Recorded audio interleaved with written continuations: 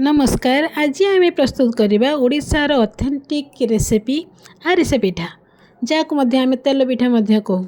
तो आरिसा पिठा तो समस्त भल लगे किंतु जदि तार भांगमाप जदि आम सठिक परिमाण न हो तो केतबेले से तेल भी खोली जापे कि पिठाटी टाण हो जापे जहाँकि आम खायापी भल लगे। तो आज आम सठिक भांगमाप आरिसा पिठा प्रस्तुत करवा। तो चलतु आरिसा पिठा को प्रस्तुत करने सब मन रखिए नुआ चाउल अरुआ चाउल ही नियाजिबो। तो अरुआ चाउल को ओभरनाइट आम भिजई दवा। ओभरनाइट भिजई दे सारा परे ताकू भल भाव में आम धोई दे ताकू सुखे दवा। फैन रे सुखे दवा। हल्का अल्प सुखी जाइथिबो तो ताकू नहीं आसे ग्राइंडिंग करदेबू। तो ग्राइंडिंग कर सारा परे से चूनाटी को आम कौन करवा ताकू तो गोटे जगार रखिदबा। रखिदे सारा परे एठी आम आसतु तार चीनी पागटी प्रस्तुत करवा। चीनी पागटी को आम हल्का मुझे गुड़ चीनी नहीं आपड़ भी सफा चीनी भी नहीं करें। तो हल्का पानी दे से गुड़ चीनी गुड़ी को मुझे हाँ जेतिक चूना नहीं बा चाउल नहीं सेतिक ही सही परिमाण रे आम चीनी व्यवहार करूँ। तो आम पागटी देखते केते भल भाव में हो गला।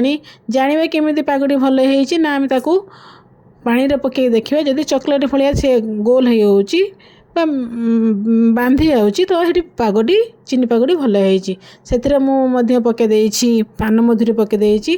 हाँ पागटी भल भाव हो सारापर गैस फ्लेम टाक बंद कर देकी से चूना गुड़ी को पकेबा। अल्प अल्प कर पकई भल भाव में घांटा।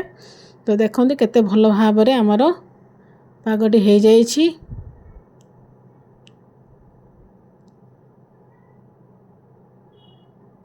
यही भाव में पागटी आम धरी सारा पर गोटे अलग पैन को काढ़ीदबा। देखो खड़ीटा केते सुंदर भाव में होइछि। एक्स्ट्रा गोटे रु 2 मुठा चाउल अधिका नेबे जदि पानिया हो पागटी से आम व्यवहार करवा।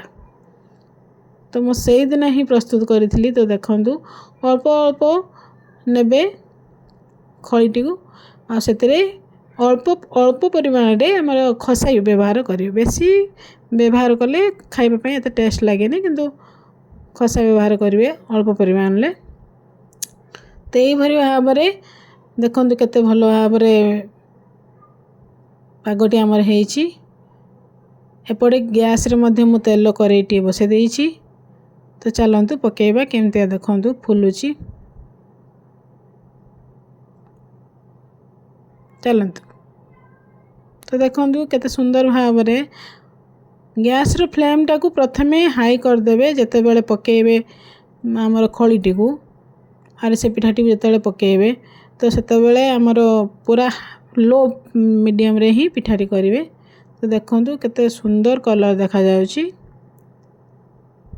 यही भाव में देखते केते भल भाव में प्रस्तुत होइछि। तो आसंत भांगी के देखिए भल होइछि कि नहीं।